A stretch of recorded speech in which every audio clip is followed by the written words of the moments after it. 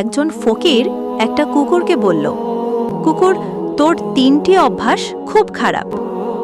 কুকুর বলল, সেই খারাপ অভ্যাসগুলো কি কি? ফকির বলল, 1, তুই দেয়ালে প্রস্রাব করিস। 2, তুই ফকির দেখলে ঘেউ ঘেউ করিস। 3, তুই রাতে ঘেউ ঘেউ করে মানুষের ঘুম নষ্ট করিস।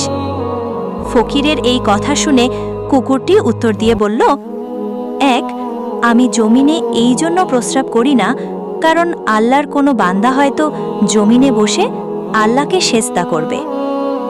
2, আমি ফকির দেখলে এই জন্য ঘেউ ঘেউ করি যে তারা আল্লাহর কাছে না চেয়ে মানুষের কাছে কেন চায় তারা।